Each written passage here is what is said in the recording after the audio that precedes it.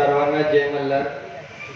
आज उपोषणाचा 13वा दिवस आहे आणि जेव्हापासून उपोषण चालू झालं आहे, लोणंदचे PSCचे डॉक्टर माझी रोज सकाळ संध्याकाळ चेकिंग करत होते।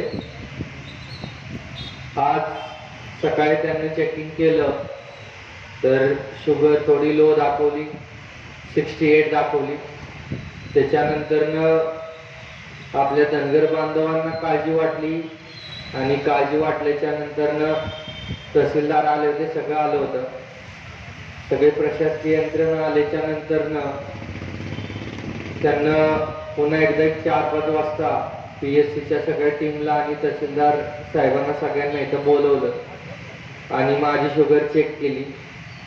शुगर 50 दाखवली, म्हणजे शुगरचं प्रमाण कमी होत चाललेलं होतं। ते 50च्या आत गेल्याच्या नंतर किडनीला धोका असतो आणि म्हणून त्यांना मला रिकमेंड केलं की 50च्या आत शुगर आली, तुमच्या जीवाला धोका होऊ शकतो, तर तुम्ही सलाईन लावून घ्यावी। आता याच्यावर आम्ही त्यांना सांगितलं की उद्या हे जे शांततेच्या मार्गाने चाललेलं उपोषण आहे त्याला कोणत्याही प्रकारचा डाग लागायला नको, म्हणून म्हणलं तुम्ही सलाईन लावले, उद्या म्हणताल उपोषण सोडा, तुमचं उपोषण संपू शकतं। तर पहिल्यांदा आम्ही क्लॅरिटी घेतली। त्यावर तहसीलदार साहेबांनी सांगितलं की तोंडावाटे जर तुम्ही काय घेतलं तर उपोषण सुटतं, सलाईनद्वारे जर तुम्ही काय घेतलं तर उपोषण सुटत नाही आणि आपला जीव समाजासाठी या देशासाठी खूप महत्त्वाचा आहे आणि म्हणून आमची तुम्हाला रिक्वेस्ट आहे की आपण सलाईन लावून घ्यावी।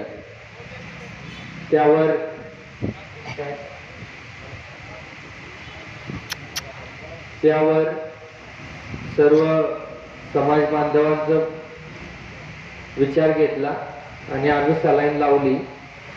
आता मला सलाईन लावलेली आहे, त्याच्यामध्ये आम्ही आता BP चेक केला, BP नॉर्मल आहे माझा, पहिल्यांदाही नॉर्मलच होता आणि शुगर पण आता आम्ही चेक केली, शुगरही नॉर्मल झालेली आहे।